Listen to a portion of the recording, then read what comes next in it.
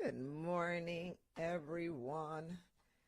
Let me make sure I can see your comments. Let me know you are with me. Who's with me? Good morning, Markel Daniel. Thanks for joining me. And you can hear me just fine, I hope. Sounds like you can because you told me good morning. So wonderful. Good morning, everyone. I see people are joining in.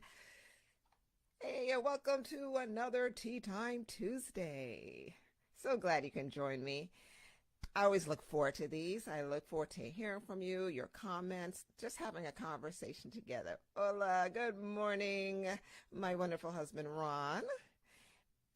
And that I'm just not here. Again, I always say, I'm not here to just hear my voice. I want to have a conversation with you. And that's what we're here to do. So thank you for joining me. Let me know what you have. I have my tea with me, a little almond matcha. Let me know if you have water, your morning smoothie, whatever you're drinking. Let me know. I always love to know what everyone's drinking. So Tea Time Tuesday. All right, so let's go ahead and get started. Good morning. Oh, morning, Mark. Thanks for joining. Welcoming all the legacy builders in the house. All right, so today we are talking about we're talking about competence. Thank you, Ron. You have your green smoothie.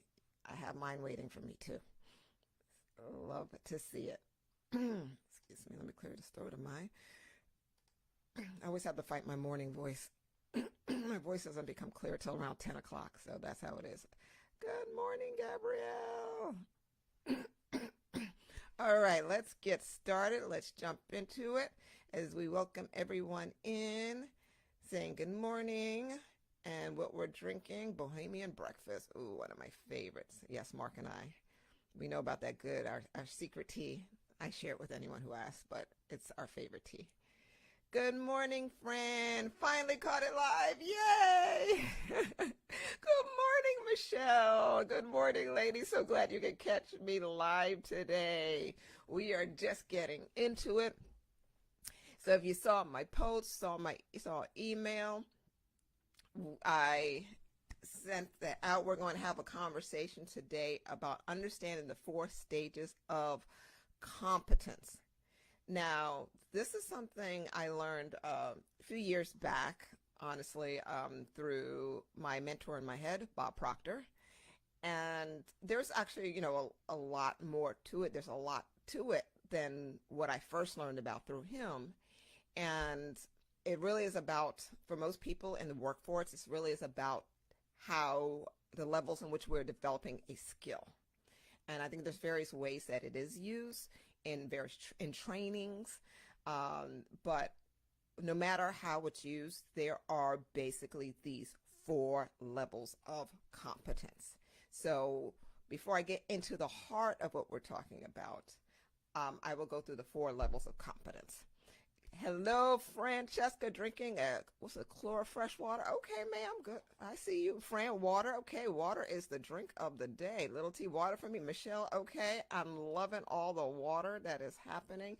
Morning, Monique. Thank you for joining me. So these levels of competence, let's go through them. So the first level, the first stage or level of competence is unconscious incompetence. So that is the beginning level. So let's say we're developing a skill, let's say financial literacy, okay? We're developing a skill of financial literacy. We all start, no matter what age, we all start in this place, and that is the level of ignorance.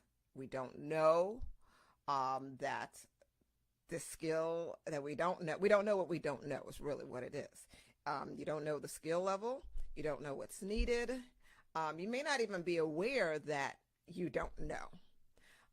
There may be this lack of awareness, especially if you're young. If you're a child, you're young, you really don't know what you don't know. So there's this lack of awareness around the skill level.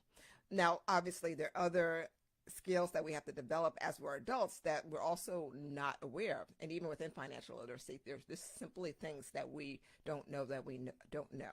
So when it comes to a particular skill that you are developing, we start in this level of ignorance, which is unconscious incompetence. So the next stage is conscious incompetence. So that is the level of awareness. That is that we are now aware of our incompetence. So basically, we are aware that there's a knowledge that we do not have. There's understanding about a thing that we do not have that needs to be developed. And we are aware that, okay, and we, not only are we aware, but we see the value in developing that skill. So that is conscious incompetence. So we have unconscious incompetence, conscious incompetence. So the next level where we move to is conscious competence. I say the words here. Conscious competence is our learning stage. This is where, okay, we've developed a certain amount of knowledge. We definitely have the awareness, and we're working and learning and developing this skill. But we're still at a place where we're growing in it. So you still have to concentrate, focus. Mistakes are being made, failures are had, which is good because you learn through mistakes, you learn through the failures. But this is that learning phase of conscious competence. And then the fourth stage is unconscious competence, which is the mastery stage. This is where we come in with you may have heard the 10,000 hour rule, where you've practiced a skill so much, you know it so well that it is now second nature. You barely have to think about it when you're doing it or when you're practicing it. It's so you do it so well that you're probably able to multitask. So you're able to do that skill and plus something else. Maybe do that thing and talk and have a conversation with someone, and you don't even think about messing up because you're so good at it. That's mastery. So that is the unconscious competence.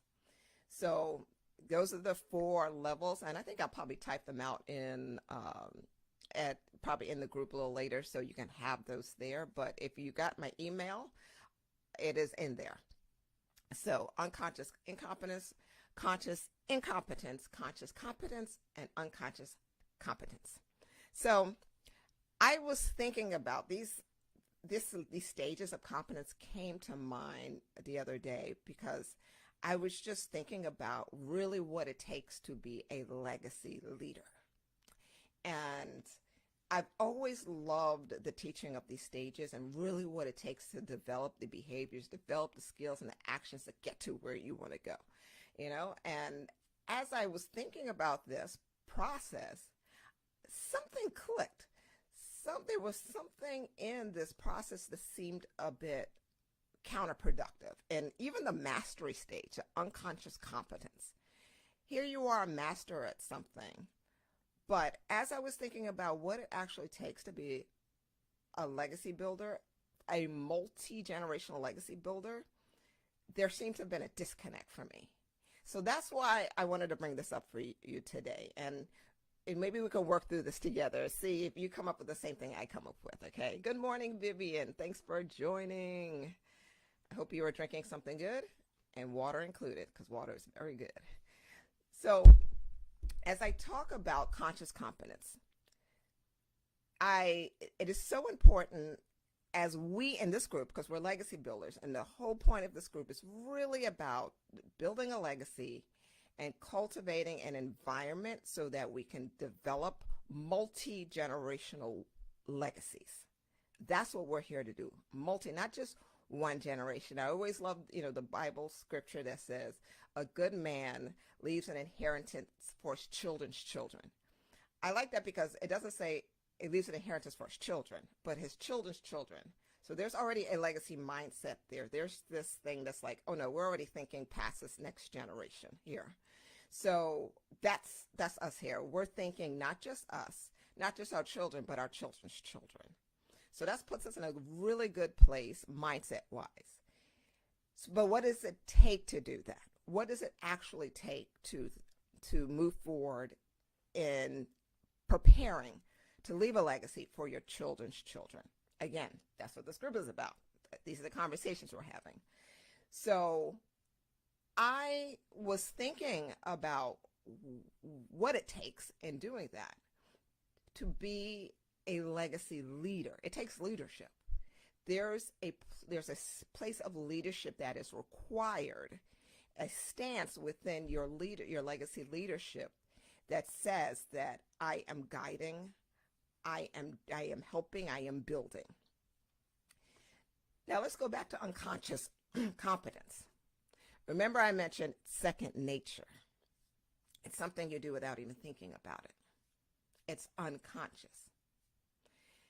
And I'll give you an example. And Mark, I'm going to use you because I've talked about Mark before. If you don't call you Mark, obviously he's the co-founder of Legacy Builder Group and also one of the facilitators in this group.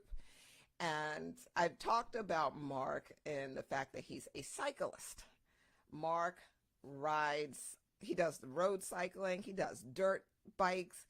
Mark's crazy to me, okay? Mark goes 100 miles, 100 million miles on the road. Okay, I'm exaggerating.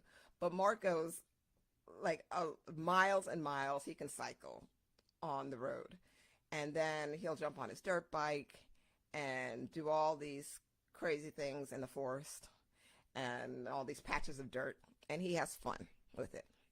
Now, Mark is what I would consider an unconscious competent when it comes to cycling, the skill of cycling.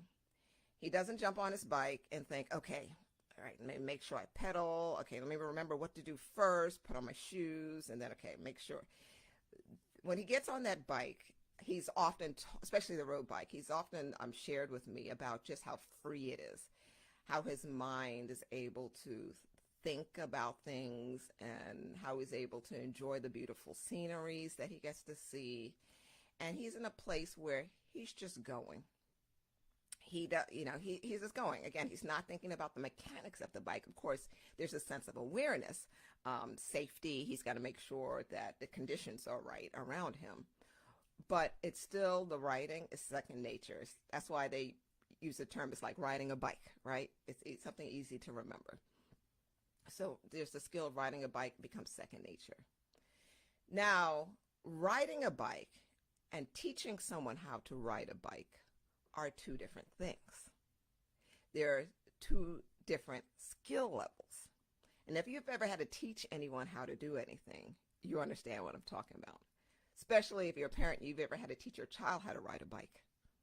It takes a certain set of skills to be able to do that. One being patience. Another being communication, and various other skills that are needed. And feel free to share with me in the comments. What are the skills that are needed to teach someone to do anything like riding a bike? As you type out any of those skills, or share with me,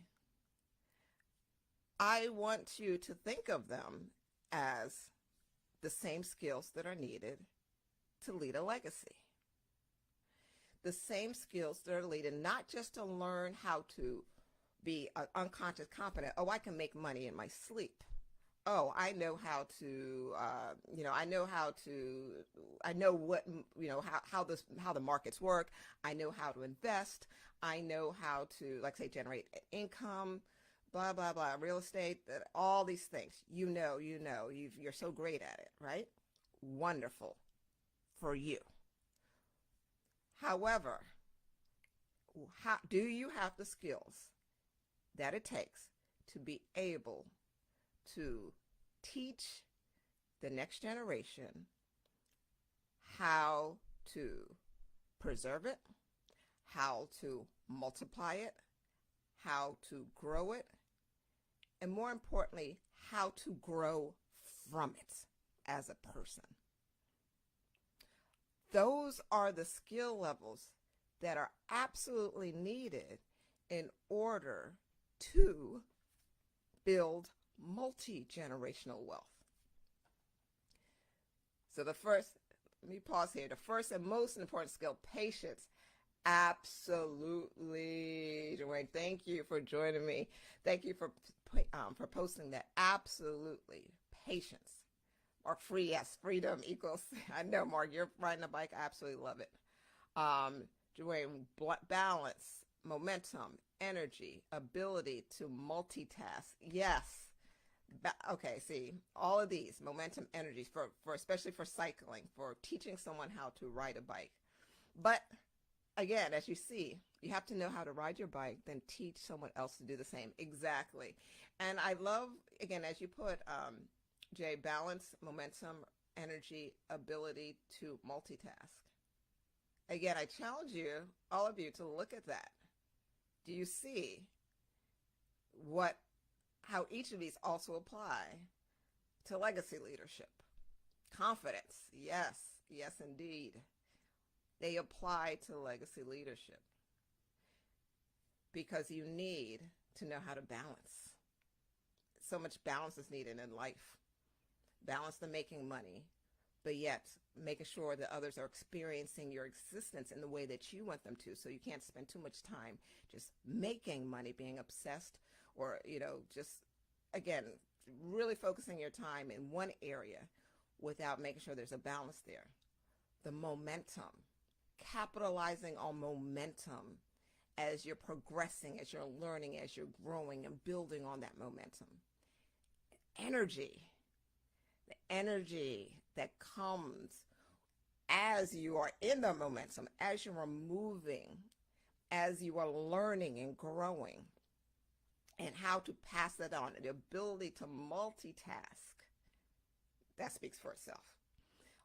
Those are all the same skills that we don't just need to know for ourselves, but know how to translate in a way where others can pick it up and others can learn.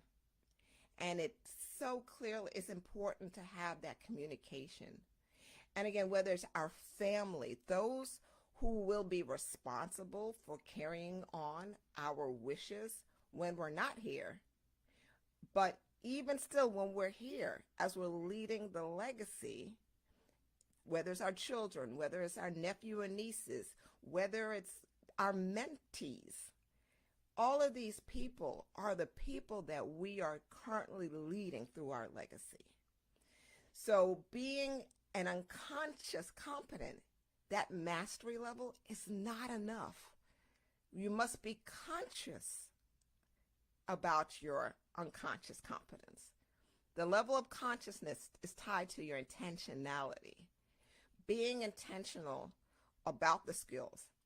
And I'm going to talk about this in another, this might be a two-part series. So next week, I think I really want to go into actually the difference between generational wealth and multi-generational wealth. Mindset. The cultivating the culture for wealth and cultivating the culture for multi-generational wealth. So those are really the keys to this conversation today, that I want you to really understand that unconscious competent mastery is great. It will get you far. It will help you achieve your desires, where you want to be, where you may want to be able to put you in a position where you can provide for your family. That's wonderful. But as a legacy builder who feels the connection, who feels the calling as a good man and woman, leaves an inheritance for their children's children, an inheritance that will not ruin them, but elevate them and elevate their children and elevate your lineage, then it is important that we understand the conscious level that is needed in order to communicate the mastery skills that you've developed, in order for it to be carried on from generation to generation. So it's not just the financial assets that you are passing on, but the intellectual assets that will powerfully elevate your legacy for generations to come. So Let me know if you get it, if it makes sense to you. Give me some thumbs up in the comments. You know I'm never here long, so let me know your thoughts. If this makes sense to you, feel free to share. Feel free to share what is the mastery level that you have developed. Maybe you are an unconscious competent in a particular skill level. What is it that you are now conscious of and want to develop the skills, the communication skills, and all the skills that are actually needed to pass it on from generation to generation? Share, shout yourself out. You've got the skills. Don't be ashamed to brag. Go ahead and brag about it. Say what you got, and then we can help you accountable to pass it on from generation to generation, because I'm definitely going to cheer you on, because your kids, your children's children, your children's children need your intellectual assets to help them to develop theirs. All right, so have a wonderful, wonderful day. Be blessed and continue to live and lead your legacy. I'll see you next time. Bye.